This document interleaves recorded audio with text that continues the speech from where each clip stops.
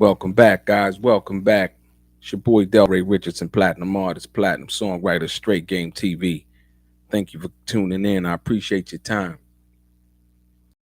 Let's talk about it. Is P. Diddy a 90-90 victim? Or has he placed himself in that 90-90 position? For most people who don't understand, we're going to talk about that.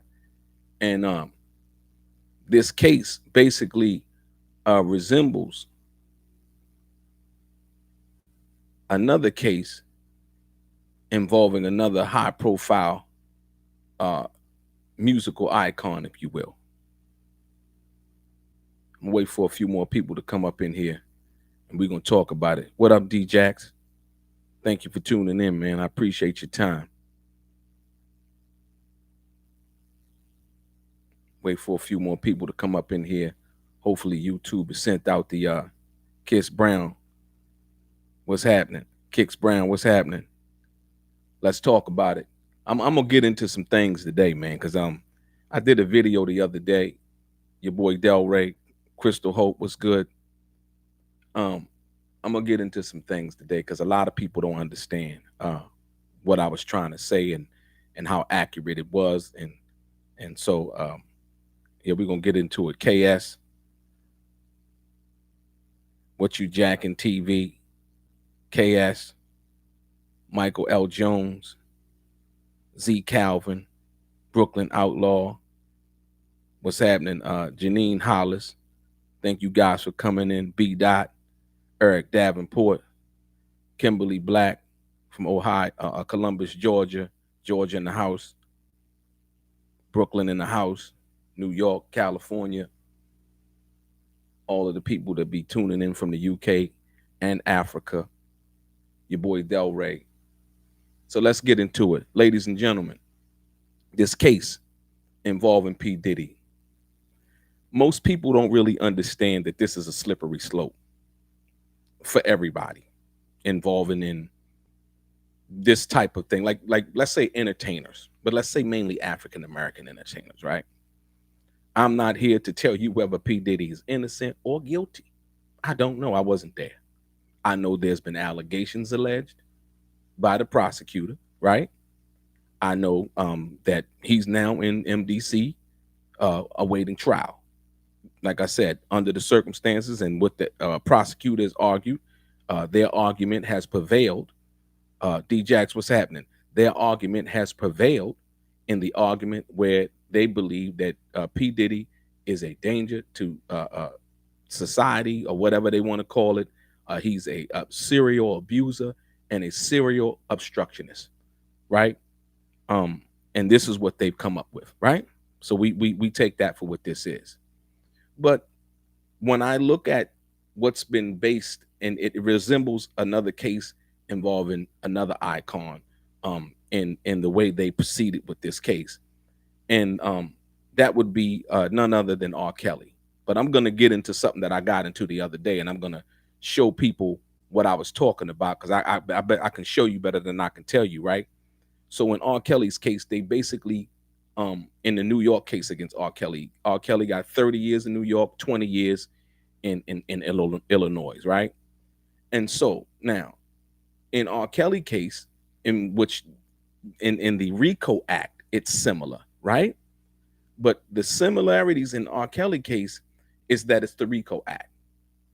That's basically it. So there's similarities and there's differences. So I'm going to give you this. So basically, in the R. Kelly case, the similarities involving the RICO case, they basically used a not the full version of the RICO case, but a novel concept of the Racketeering, Influence, and Corrupt Organizations Act, right? To indict both of them, Sean P. Diddy Combs and R. Kelly. The parallels are there, but they're not the same as far as one was in the Eastern District of New York and Puffy's case is in the Southern District of New York, if you will, right? And so the conduct in each case is different, but they chose to use the RICO Act, right? The thing in R. Kelly's case that was different was the fact that most of the girls or the young ladies in that case, basically, they were claiming that they were underage, if you will, right? And the fact that they were underage, they could not give consent. An underage person couldn't basically give consent from that perspective, if you want to talk about it from that perspective. But in Sean P. Diddy Combs' perspective, from his case, right? What the prosecution is not alleging, and what they're saying give Sean P. Diddy Combs basically his only defense. His only defense could possibly be that basically, hey, you know what? Everything was consensual, right? Everything was consensual. That's the only way, right?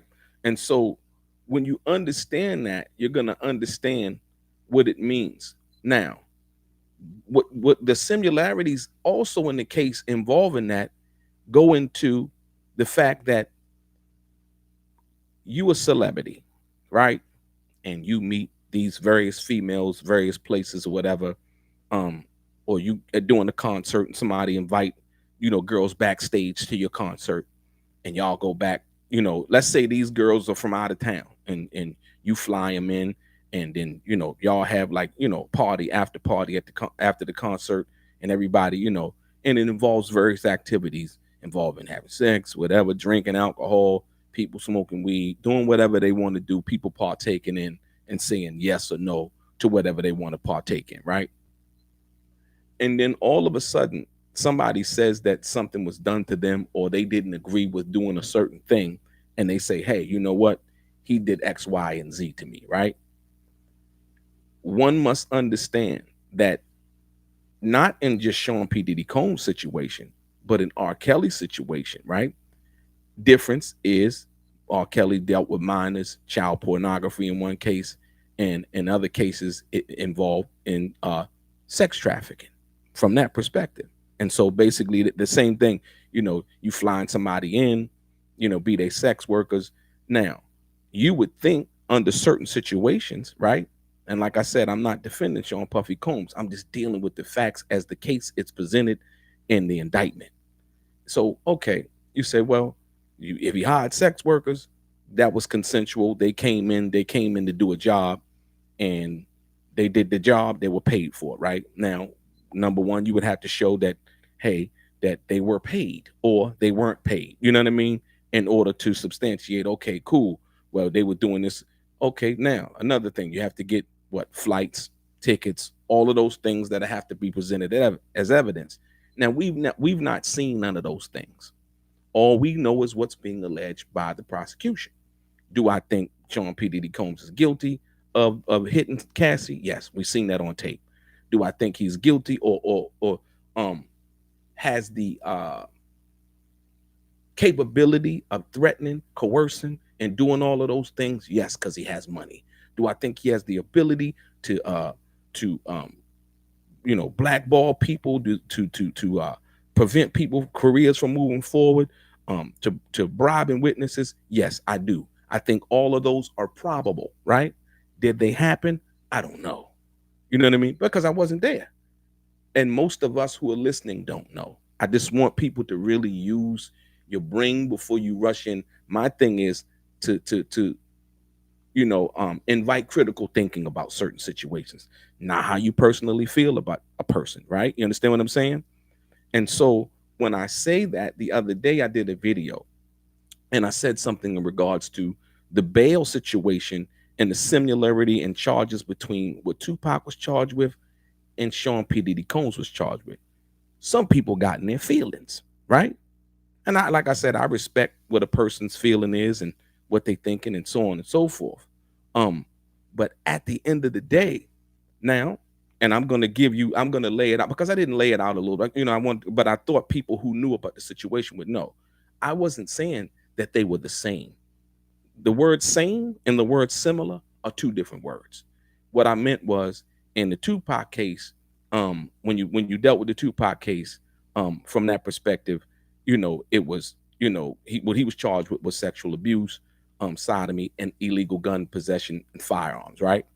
And what I was trying to suggest was, in Sean P. Diddy Combs' case, he was charged with the RICO Act, but there were guns found. It involved sex. It involved somebody making the allegation of sex abuse, and so on and so forth. We know for a fact that Tupac was not charged or convicted of the two harsher crimes involving the guns and what's the name. We know that he didn't really do what was said to be done, right? This is the reason why I say we must always keep an open mind, because I remember back during that time, if you listen to, and this was no social media, if you listen to what they were saying on the news, if you listen to what they were saying in newspapers, if you listen to what the guy had said about Tupac in the daily news, right? Talking about he was this thug, he was this, that, they would have persuaded you to think that he was all of what they said he was and guilty before he had ever been to court. If you listen to what they were saying, right? But for the people who understand and who can critically think about uh the situation, right? You can see, like I said, me personally, and you don't have to think how I think. I'm not telling anybody to think how I think. But when you understand the certain situations, I'm saying, okay, cool. Believe what you want to believe, right? But don't be surprised, right? If you see certain things in the presenting of the case, how this situation is going to pan out. It's going to be interesting to me, like it's going to be interesting to you, because I don't know as much as you don't know. We just know what they're alleging. If you watch the press conference, when they had the press conference, when the young man was giving the press conference about what he was reading the indictment, and he was like, here's some of the things we found, right? And they immediately went to the picture of the guns with the serial number etched out, right? That was all that they really got into. And then later on in the news, they basically used the baby oil thing and all of these other things and so on and so forth. So now, once again, I just want you to understand where I'm coming from. When we talk about a situation where you involve and you got money, and we seen this on Instagram where people got money. Yeah, the girl, she want me to fly her in, and ba da da da, and dudes are doing this, and they don't have to be as rich as or have as much popularity or as Puffy or R. Kelly or anything like that. But you do that, and then later on, somebody says, well, hey, you know what? Yeah, I went to him and I didn't really want to do it. He did X, Y, and Z, right? That's tantamount to what that is. Like I said, we're not talking about the Cassie situation, because the Cassie situation speaks for itself. Her case had merit. Her civil case had merit. It was settled, period, bottom line, right? But they then went into all of these other things that were being said. And so I say that to say it's similar to the R. Kelly situation, in where basically they charged the RICO Act, right? So now, they charged the RICO Act against Puffy, and where you can basically bring in a lot of evidence, a lot of things that people are saying, a lot of allegations, and so on and so forth, right? They're very, very serious charges, right? And they're similar, right? Like I said, once again, R. Kelly's doing 30 years in New York with another 20 years in Illinois.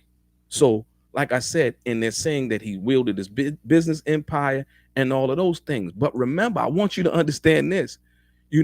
R. Kelly had the RICO Act brought against him, but guess what? R. Kelly was the only one that went to prison, even though they said that he was running a corrupt organization or charged under the RICO Act, if you will. This is what I want you to understand. So what they got us believing involving Sean Puffy Combs is saying, okay, yeah, he was using all of these people. And my only question was, like I said, there's charges.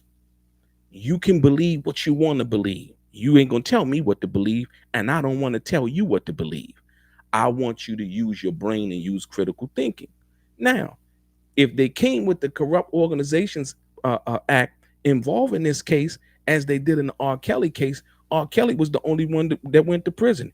He went to court. He had his day in court, and they presented the evidence, right? A lot of the evidence they presented at that particular time, like I said, whether the jury believed it or not, he was convicted. Okay, cool. He's in prison now. Okay, that's fair. That's a fair. So now here we deal with the Sean P. Diddy Combs thing, And so I like to talk about it from this perspective, not talk about it from a perspective of, oh, yeah, Diddy did it. You see people out here with blood on his Diddy's face already talking about, yeah, he was beat up in jail. He's in solitary confinement. They wouldn't have any information like that. This is typical of what people do on YouTube to try to get views. I'm not doing that. I'm dealing with the facts and the elements of the case as far as the brief has been filed, what they're actually saying in the case. So now, if there is a RICO Act, right, of a corrupt organization dealing with members of Diddy's enterprise, the Combs enterprise, the workers, bodyguards, and so on and so forth, right? You would have thought that the prosecution would have charged more than just Diddy at the time, because they seem to say they have all of this information. They say they're still investigating, right? But what we know and we can discern from our own information is that the young lady, Christina Karam, she was his supposedly right hand, that came from Little Rod's, right? So all of these other people would have been arrested. So I'm looking at those optics of what this is. I'm not looking at, what people saying and what the salaciousness of what they're saying and trying to crack jokes and all of that. Because like I said, it's a very slippery slope. It's a very slippery slope when you talk about, I can have a party, you know what I mean? And let's go back to the beginning of what this is. Think about it. Cassie filed her lawsuit.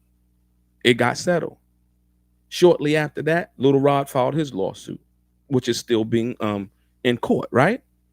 Then a whole bunch of other lawsuits come behind those lawsuits, right?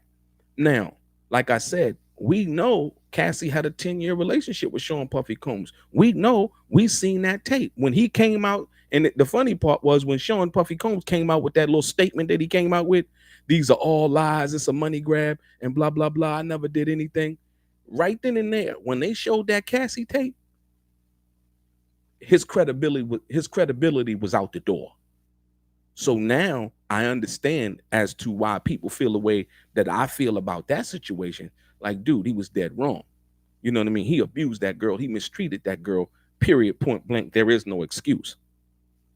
Then we deal with the actual allegations of what's in the lawsuit, basically saying that, hey, he was trying to coerce witnesses, trying to change their testimony, trying to manipulate them, trying to bribe them, and so on and so forth. I understand that to be what that is too. Because if you didn't do nothing wrong, you're not really trying to do anything like that. You understand what I'm saying?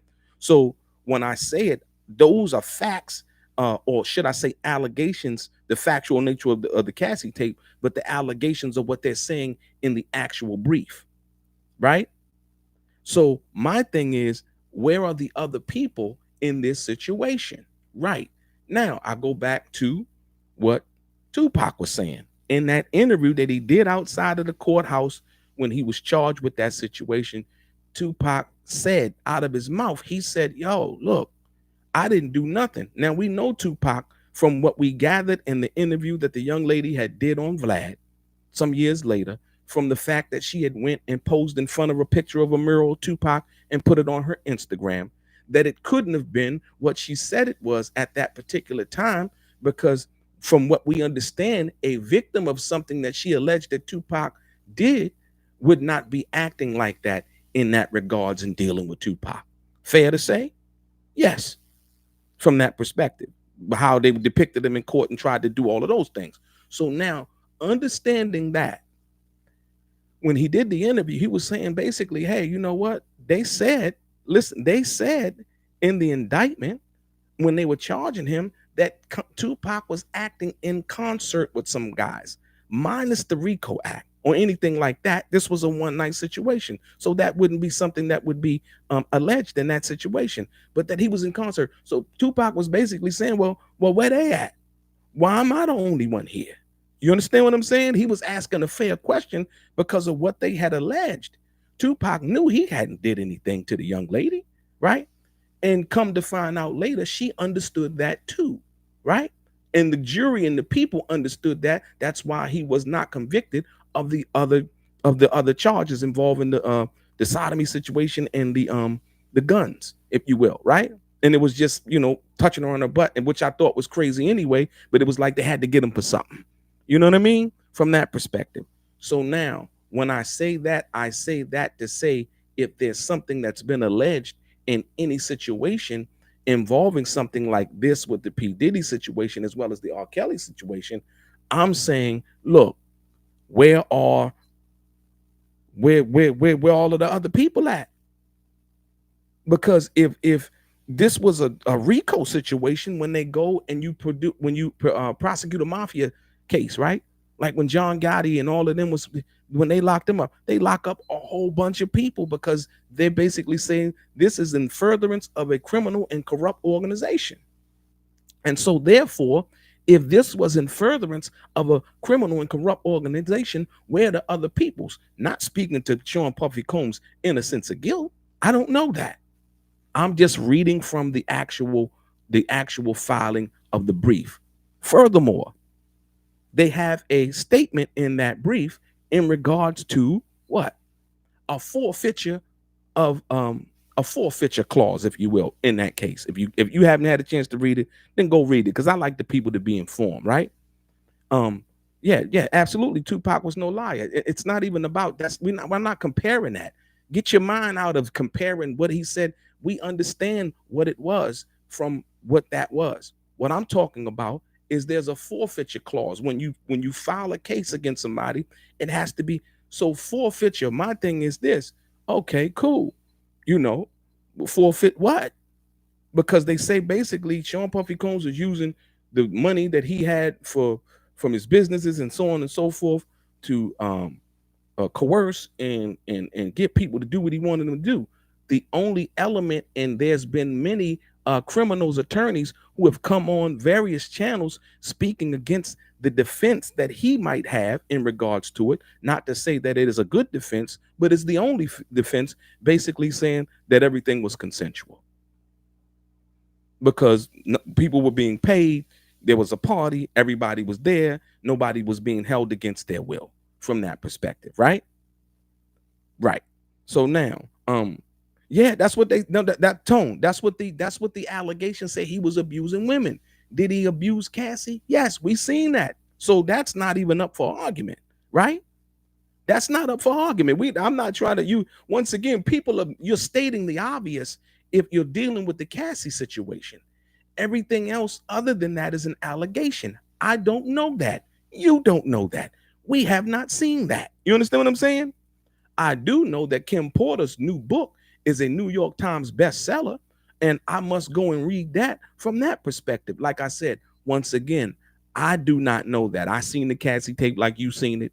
I seen the briefing that the filings, I seen that. And like I said, I can't wait to see, when the case goes to court, what kind of evidence that they have in regards to that. You understand what I'm saying? So when I said what I said the other day, people were like, oh man, it's not the same. The word same and the word similar are not the same thing. Just like they're saying the similarities between the R. Kelly and the P. Diddy situation. The same thing in that situation is the fact that they were both charged under the RICO Act. One was in the Eastern District of New York, the other one in the Southern District of New York, right? Under the RICO Act.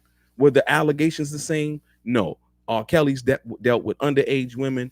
P. Diddy is dealing with, sex trafficking and prostitution and so on and so forth. We understand those to be differences, but we understand the similarities, and there are some parallels in that case, not that they're the same thing. So people getting in their feelings about what that is, please know the information before or watch the video before you go and comment about just what the title is, because I'm not doing clickbait. When you go watch the video, you're going to understand clearly what I was saying involving the bail situation, which was a similarity involving the Tupac case. When Tupac was convicted, he tried to get an appeal bond. They denied him, right? Right? He had to go then to the Court of Appeals, which P. Diddy tried to do. He had to go in front of the magistrate judge and try to get him. He got denied. Tupac got bail. So the similarities in the certain instances of it, but not the same thing, is what I was trying to bring about. So once again, now we go to this, and this is when you understand what P. Diddy has You gotta, this is what I understand about the business aspect of what this is, and sometimes how there's winks and nods in the court system and so on and so forth, lawyers and people who know each other and know what the situation is. Now, dealing with R. Kelly and P. Diddy situation, right? The fact of the matter is, after that Diageo situation, the liquor company, Sean Puffy Combs had no corporate connections or contracts as we have known for him to be making money for another outside entity. You understand that? Right? People don't understand that when Tupac was bailed out of jail, most people don't understand that they were saying, oh, Suge bailed him out. Oh, it was this, that, and the other. And they were wrong. They were wrong. I showed y'all the contracts on the Art of Dialogue. You didn't see it, go watch it. I showed you the bail agreement. I showed you the stipulations, all of that. But listen to this. Warner Brothers, Atlantic Records, Warner Brothers bailed him out. But what did they had to make it look like? They had to make it look like Suge did it. Why?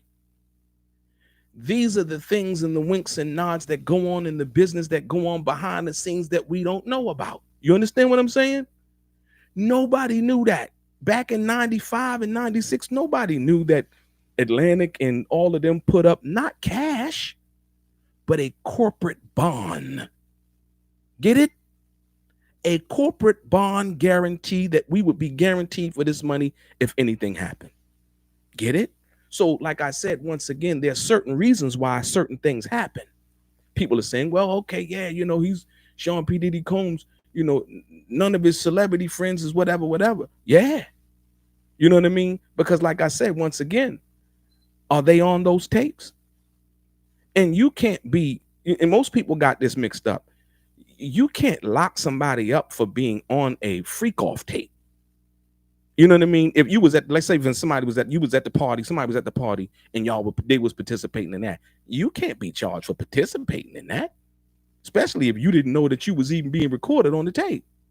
So when people say, oh man, the other people on that tape, they better watch out, they're gonna be arrested. No, that's not what the charging documents imply. The charging documents imply the people that assisted, right, helped to facilitate this these allegations that are lodged in this RICO Act and all of the other allegations. That's what I'm talking about. I'm not talking about this ghost perspective of, whether Jay-Z, because they coming for him. I don't know that to be true. I'm not, you know what I mean? People gonna deal with whatever comes to them when it comes to them dealing with it. And let's be clear. Do I think that Sean P. Diddy Combs was responsible and behind the initial hit on Tupac? I do. Absolutely do. Period. You know what I mean? Like I said, if you understand the climate back then and what was going on and everything that was being said and everything that Keefe D said, right? Yeah. And everything that surrounded that and them using people as protection and the whole 9 yards, the things at the Soul Train Music Awards, everything that happened, all of those things. Yeah, those are well-documented facts. We can't get around that. So when people think that I'm trying to defend, no, I'm saying I'm keeping an open mind. I just want to understand what the facts are. You know what I mean? And so, like I said, they had Kevin Liles, he just resigned from his job. You know what I mean? And people are trying to associate that with the Diddy situation. I don't really know if that's associated or not, but people are saying that. You understand what I'm saying? So until I see further evidence as to, oh, you know what? Yeah, it's something going down with that. And then, they're going to pursue something in regards to that because he was one of the people who facilitated or helped with that. Then, yeah, you can go with that. But until then, like I said, it's all other that's speculation. But what we know for a fact is that these charging documents have been lodged against Sean P. Diddy Combs, right? The crimes that he has been alleged to have committed or facilitated or spearheaded or was the ringleader in are some very serious charges and could possibly land him in the prison for the rest of his life. Do I believe in karma? Yes. Do I believe in all of the things that, like I said, up until this point? Yes. I seen the video aware when he was on Sunset Boulevard and he was arguing with that other actor dude, and he was dressed as a Joker, and he had the toy gun in his hand, and he scraped it on the ground, and he walked up to dude, and he was like, "You know who the fuck I am? I'll bust your shit." And he had all the security guards and people around him, and I'm sure they had guns. You know what I mean? I seen that. That gave me another look at who he really was. I was like, oh, he's that guy. You know what I mean? He's that guy. Okay, cool. So now, once again, being formed and seeing certain things, people are quick to say, well, everybody knows that. Everybody doesn't know that, right? Let's be clear. Let's be real clear. Let's talk about this. Minus us seeing the Cassie tape, right? Everything was still speculation. You know, people wanted to harbor whatever they wanted to harbor about Sean Puffy Combs, but everything was speculation. When we seen the Cassie tape, it relieved all doubt of who he possibly was, or who he was in that situation with somebody who he claimed he loved, right? So you could only then juxtapose that to people that he really didn't know and had no relationship with, right? How he could possibly treat them. You understand what I'm saying? And so that's where the situation and not being able to get bail comes from, as well as trying to also manipulate witnesses, bribe witnesses, the phone calls that were recorded in regards to that situation. And we're going to see, like, okay, cool, whether the U.S. attorney in them filing that, whether they have evidence to basically corroborate what they put in the charging document. You understand what I'm saying? You know, it's not really what you know, it's what you can prove, right? And also, he was charged in like I said, by a grand jury. You know what I mean? So, which is also in a sense like, hey, whatever evidence that they were presented at that particular time, the grand jury felt it was more powerful than not that he should be charged. Yeah, that's another convincing thing. But like I said, once again, you just never know. Okay, P. Diddy's lawyer basically coming out, basically saying, hey, it's only one victim that they're talking about, right? The prosecution say they have many victims that they're talking about. But in the charging document, it didn't name a victim. It named a RICO case, right? And where it was a broad, when you do a RICO case, it's a broad group of accusations involving certain things. Like they said, the drugs, the guns, the coercion, the abuse, and all of these other things. And they typed that into the Racketeering and Corrupt Organizations Act, what they charge with. So that's what I'm saying. You know, usually in certain cases, you know, if there's something that dealing with a sexual assault or whatever it is, there's the person, there's the plaintiff, and then there's the defendant, right? You know, so you understand, oh, this is clear. This is what this says. This is this person. She said he did this to her, and so on and so forth. In this case here, it's not that as we know it of yet. They have not named any names. They have not named really any victims, if you will. It's the RICO case. You know, it's a broad, you know, group of things that we are going to present evidence. And like they say, they have 49, 50 witnesses, if you will, as to what this was. But like I said, a lot of the attorneys who've been speaking on this, who are legal experts in criminal defense and trial attorneys, basically are saying, hey, you know what? The only defense that Sean P. Diddy Combs has is the defense of, you know, it was consensual and everybody was there because they wanted to be there, right? And so that's the difference in what I'm saying. Like I said, with the R. Kelly case, the similarities in the R. Kelly case is the RICO case. The underlying facts and what they were charging are different. You know what I mean? But the similarities, there are parallels. You know what I mean? As certain things, well, whether it's evidence that was found or just the certain situations that go into that.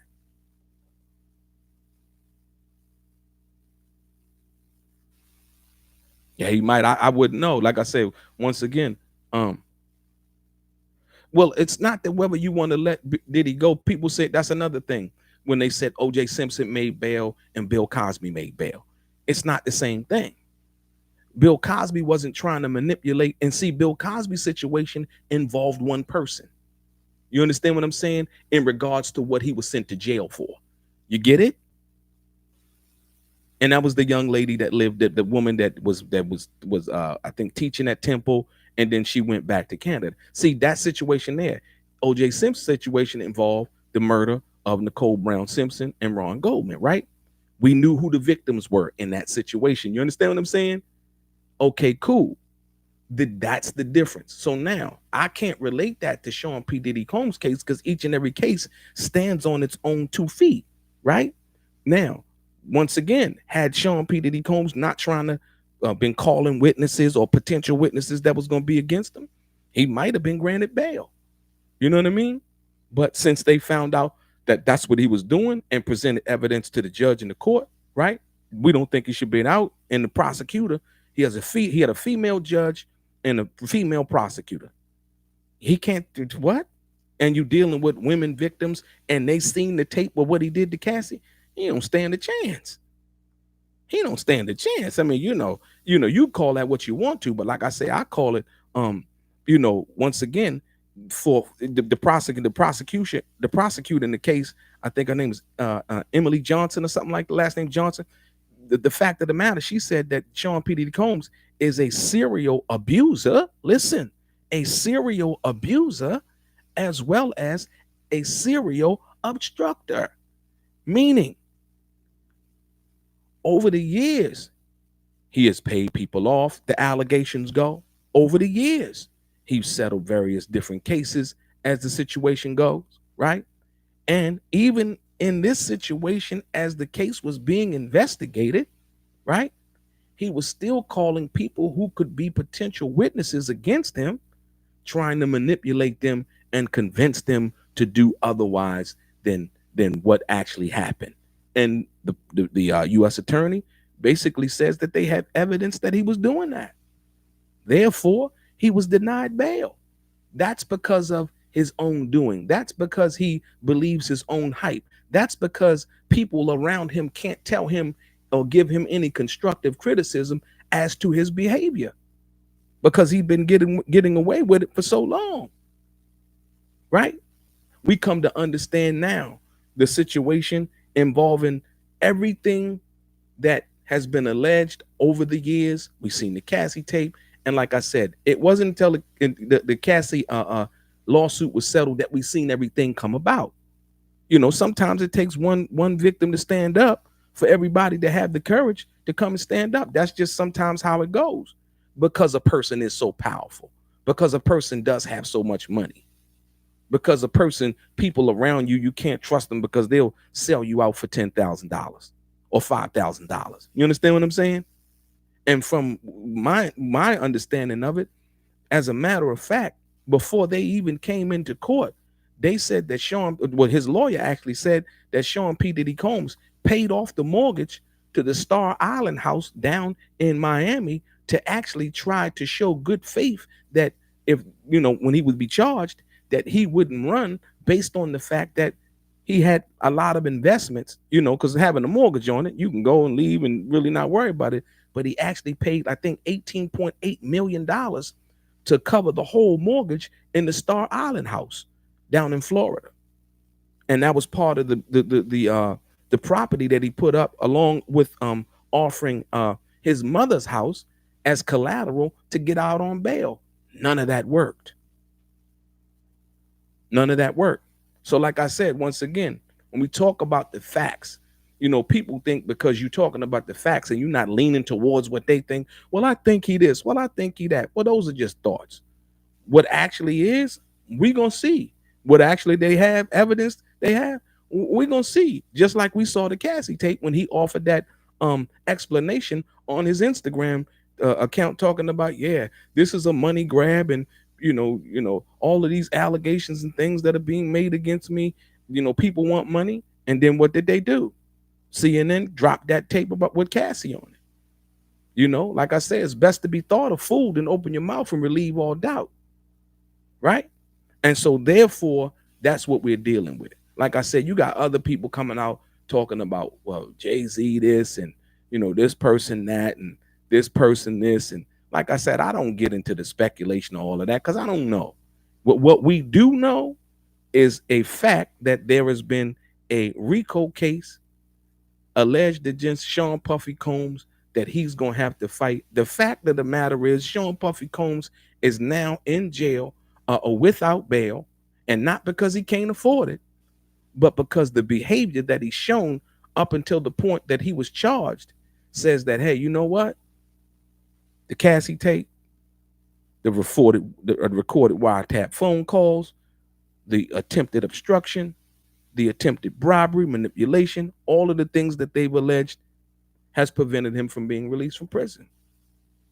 So once we understand that, then we can, because a lot, like I said, a lot of times when you go to other people talking about, yeah, well, they made this, it's pretty horrifying, and they want to focus on, oh, it's this, but what they want to do is sensationalize things, right? You know what I mean? You know, so like I said, once again, you got other people that have been, like I said, right now, we have a guy running for president that's been convicted civilly of rape, Donald Trump, right? But he's still running for president. They talking about why his sentencing can't go on because he's running for president, right? In the 34 counts of the felonies that he got, right? So, you know, we got to be careful on how we look at certain things. These are facts. So, and like I said, convicted, allegations. So when we talk about what we want to talk about, let's talk about it. People ain't talking about that. They ain't talking about, dude, you got a guy running for president. He got 34 felonies. And when you join the military, you can't have felonies. So this guy who has 34 of them can possibly be in charge of the most powerful military in the world, and the people who serve around the world and risk their lives can't have felonies, but the guy who's going to be in charge of them can have 34. We have to make this shit make sense. That's all I'm saying. So when I say what I'm saying and trying to make it make sense, keep an open mind. Keep an open mind. You know what I mean? And like I said, I understand it's internet. I understand it's YouTube. I understand people want to sensationalize. I understand all of that. But facts are facts and allegations are allegations. You know, somebody could say something about you, right? Yeah, money can't buy everything. Yeah, they say political prosecution, Tone. But like I said, once again, that's your opinion of it, Tone. He was convicted of a jury of his peers in a city where he had the most power, respect, and all of that. So your opinion of what that means is not based on fact. The fact of the matter is that he was convicted. See, that's what I'm talking about. People want to keep on entertaining, you know, what I think, what I feel. No, the fact of the matter is I can feel whatever I want to feel. But the fact of the matter is there was conviction lodged in that case. Now, whether he beats it on appeal or any of those other things, right? Then that's what you deal with on that in that situation. No different than when Donald Trump tried to say he was, or his lawyer tried to say Donald Trump. Remember, Donald Trump's lawyer tried to say he was like Tupac. Remember that? Y'all remember? Who remember that?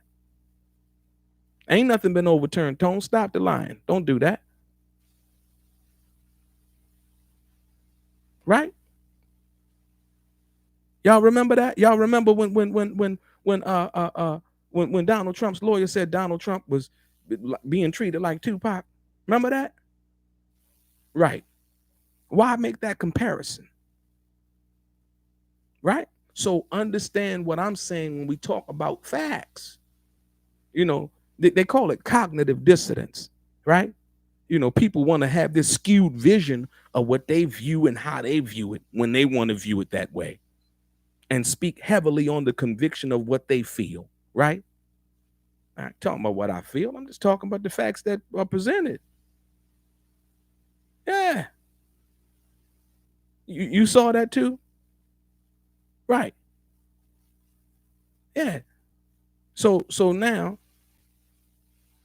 no. Like I said, once again, it doesn't matter. We're talking about the justice system being equally applied across the board, no matter what your position in life is, right? But we understand that that's not the case. So when I say look at something and look at it from an open-mindedness, or with look at it objectively. You know what I mean? That's what we need to do as people, because like I said, once again, they can tell you something about anybody. We've seen people be convicted because they didn't have no money. They brung in witnesses and said that they did it, and they did 40 years in jail. You see that brother in New York, that black brother that he did 44 years in prison. They brung in witnesses and said it was him and all of that shit. They came back and did the DNA, man. The DNA didn't match him. He did 44 years. But when they were saying, just like Donald Trump said about the Central Park Five, he put out an ad in the newspaper and said, they should be hung high and all of this old craziness, right? Come to find out, them brothers did not do it. Right? Everybody quiet now. You know what I mean? When the brothers was being charged, everybody was like, yeah, that's crazy what they did to that person and blah, blah, blah. Because you taking what the media is saying is true. They've been convicted in the media before they even went to court. Come to find out, the evidence does not support the accusations. That's what you got to be careful of. They were innocent, absolutely. And they paid them millions of dollars once they got out of prison. Right?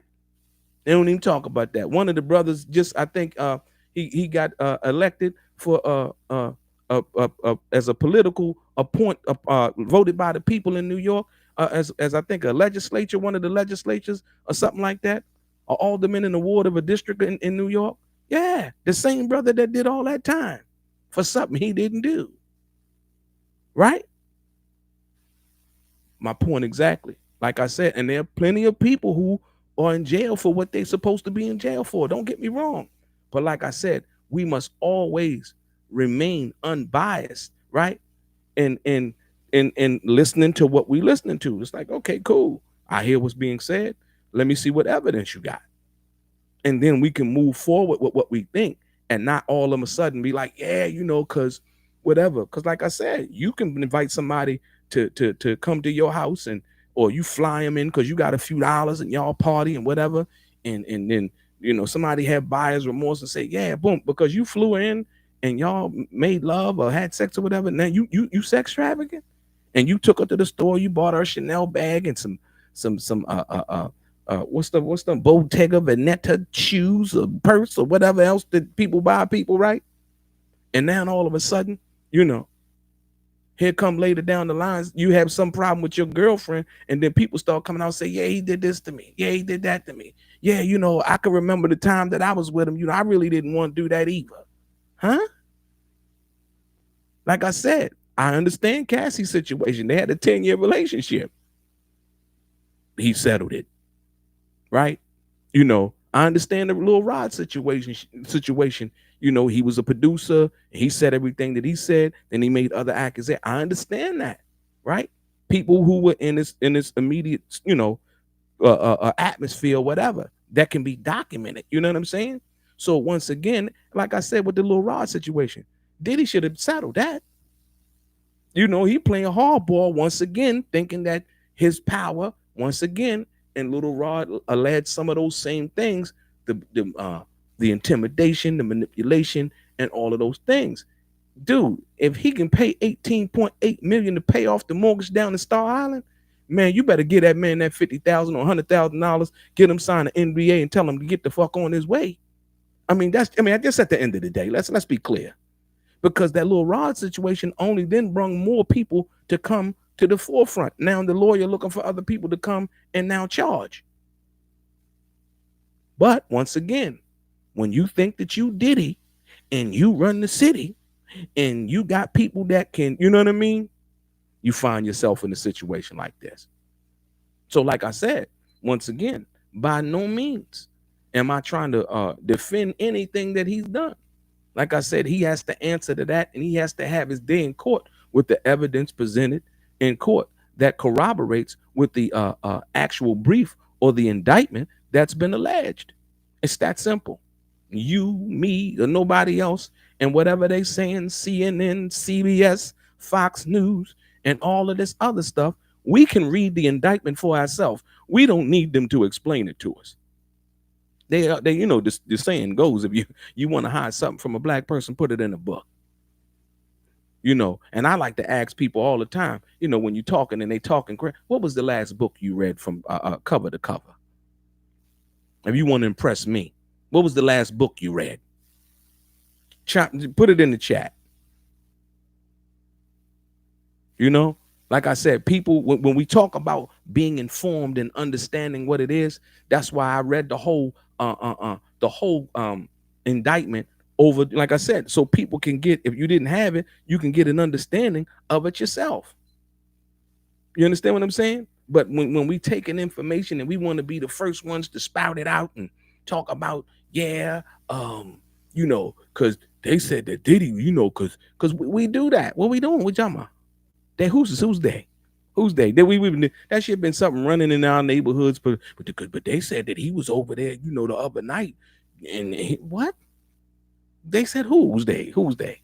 Somebody that wasn't there. Somebody that was ear hustling and got secondhand information from somebody else coming in and bringing it like it's firsthand information. Right. I don't attempt to do that. Like I said, once again, when you look at what's been charged, you say, okay, cool. We seen what happened with the Cassie situation. He settled it. So evidently that had some, that indictment there, that civil indictment there had some teeth, right? They got the freak off tapes, right? People are speaking about the freak off tapes. Oh, the freak off tapes. Look, because somebody was at the freak off party and was at the freak off tapes does not mean that they were complicit in what they said that Diddy was doing. That does not make you complicit in a criminal organization involving sex trafficking and all of those other things.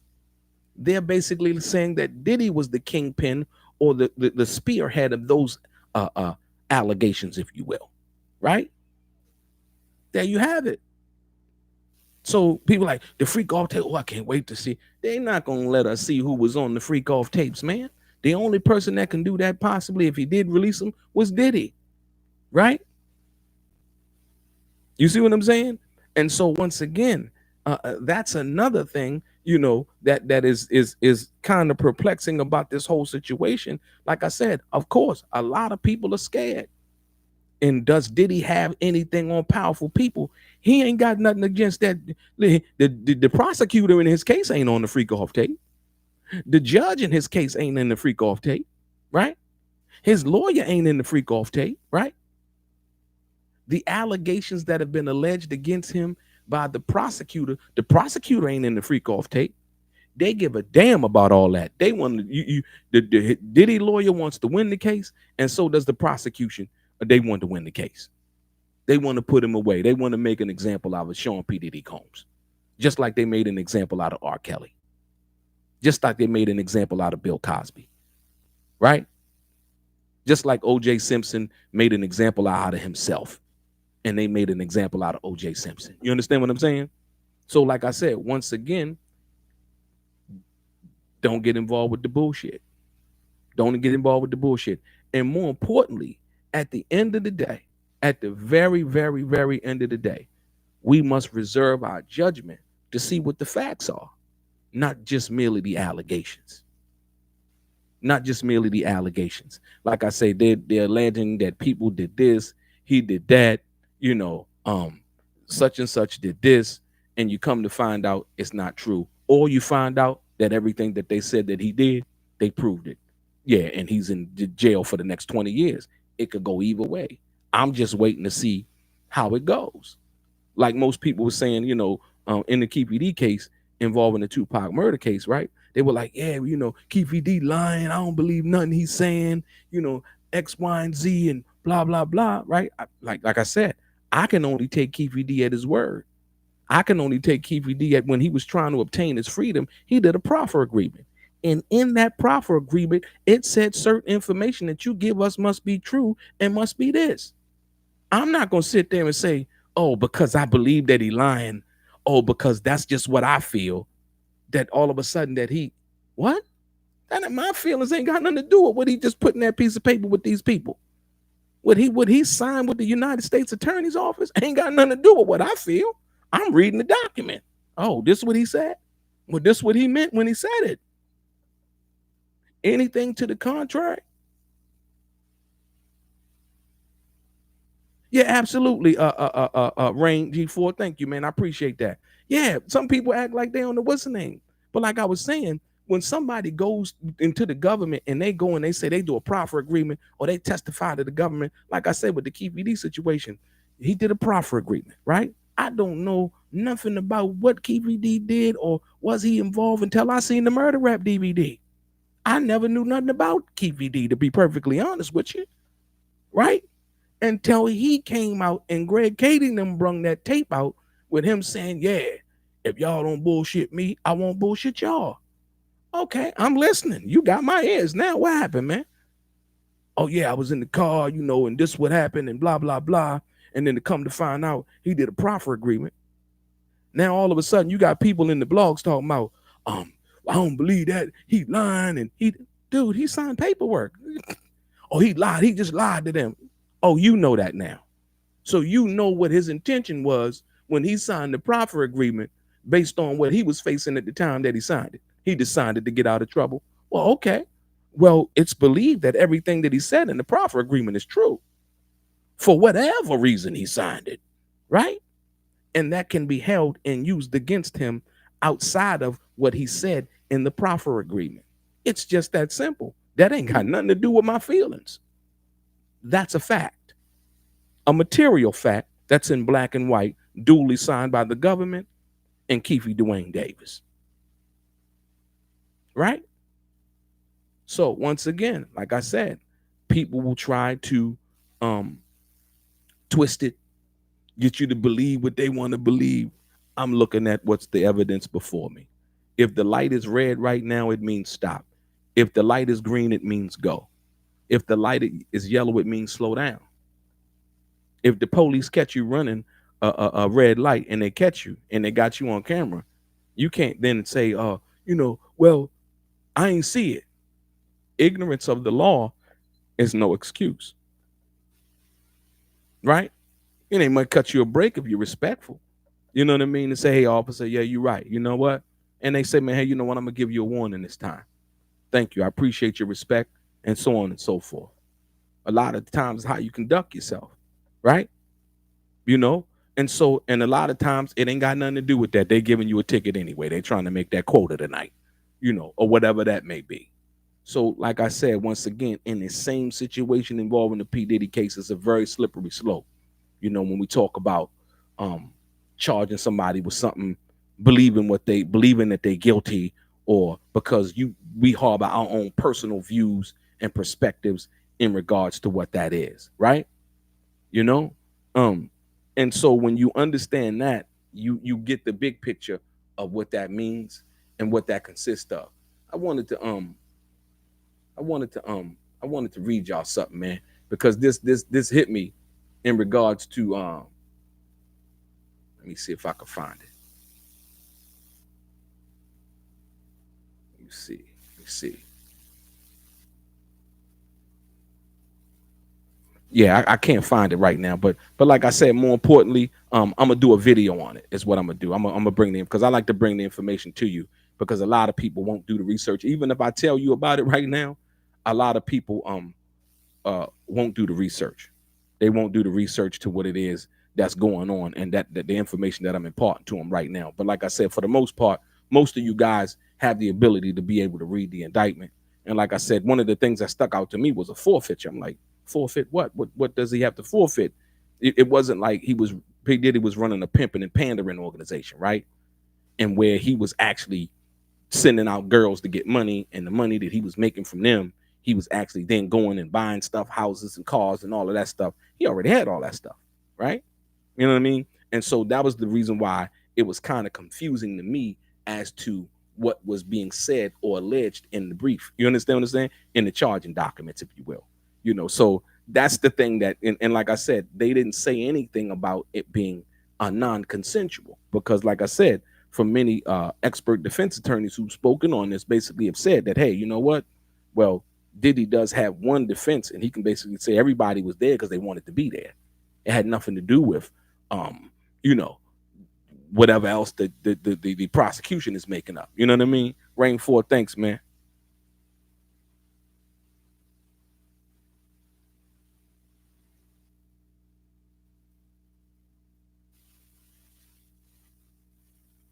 So remember, Pac said there was something that happened between him and Puff, but he didn't say what it was on the interview at his house. Okay, yeah. He did hint. You talking about the interview when he was at the condo? Yeah, the interview that was at the condo. Well, I think I say once again from that perspective, and you go back to New York on that one, involving the the situation with Jimmy Hinchman. Like you go back to the video after Tupac was shot, and you go back to that video and you see him being before he was wheeled out on the gurney. That Jimmy Hinchman came out and he whispered something into Puff's ear, and that shit's on camera, right? You know what I mean? And so, like I said, Tupac was there.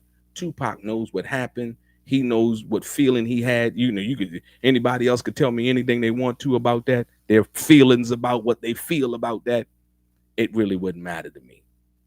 Tupac was there. What he felt was the relevant thing of his feelings. And like I said, right, wrong, or indifferent, like I said, other than, you know, when I interviewed Mr. Garland, Tupac's father, you can check that out over on the Art of Dialogue. When I interviewed his father, he confirmed that he did personally talk to Biggie, and Biggie did personally come to the hospital. You know what I mean? So like I said, and then you had Tretch come and say, yeah, he, you know, Biggie came to the hospital and so on and so forth, but you know, Pac really didn't want to see anybody like that from that perspective because he thought Pac thought what he thought at that particular time. So that was on him. That, you know what I mean? Like I said, I don't have anything to say about that in regards to that, other than that, because I personally talked to his father, you know. And so, like I said, when I said the things similar about certain situations and certain things in certain cases being similar, I didn't mean the same thing. You know, like I said, for the people who feel like, you know, hey, like I said, facts are facts. Your feelings are your feelings. And I get that. Like I said, you know, it was a lot of comments being left like, oh, yeah, it wasn't this, it wasn't that. And a lot of people didn't even watch the video. They just wanted to comment on the title and didn't really watch the video. Like I said, once again, and we do that a lot of times. We do that to I guess people listen to react and not to understand, or listen to respond and not to understand. Like I said, I'm trying to listen to understand and then be informed so that I can accurately respond. You know what I mean? To the information, the full context of what's being said, and not just what I see and what I want to jump to a conclusion about, because I already have a point of view about how I feel. And if it doesn't coincide with how I feel, then I feel some way about that.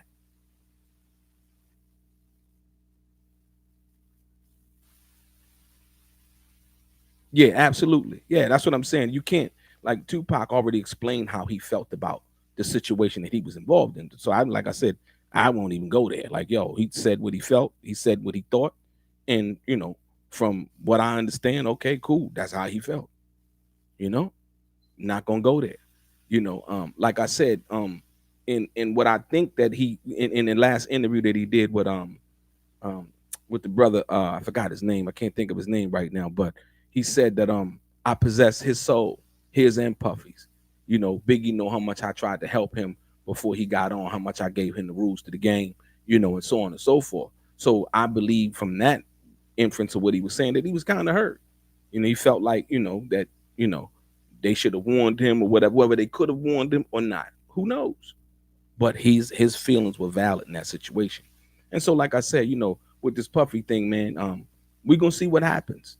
We're gonna see what happens. Like I said, the similarities between the R. Kelly's case, you know, for most people who really wasn't paying attention, you know, was the RICO situation. The same thing that's similar to Sean Puffy Combs, not the underlying charges, but just the fact that they were both charged under the RICO case. You understand what I'm saying?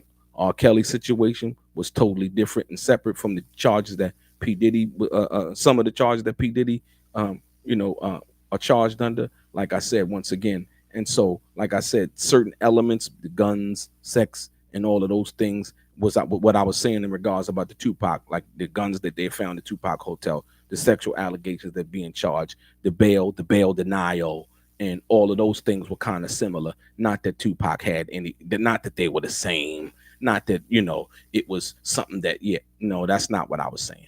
You know what I mean? And for the people who tried to take that and run with it, you know what I mean? I understand. I understand. Like I said, some people really can't really comprehend, and they just take it and run. You know, because he said, you know, yeah, because I ain't, and then they didn't give you the full context as to what that is, because they really want a conversation in favor of what they think already. They don't want a conversation, an informed conversation about what the truth of the matter really is at that particular point. I think that's where we go wrong. Like I said, a lot of times, and that involves like a lot of the what they call, what they would say, fake news, or this, like the advertising and the bots, and people putting out ads and things like that, and people soaking it up based on whatever side that they think they own or they want to believe at the time. The only person that's being done a disservice is you. You know what I mean? You're not doing yourself any kind of uh, uh, good by just following and being informed, and doing a thorough investigation as to whether that's even true or not. You know what I mean? So like I said, yo, so we're gonna see what happens, man.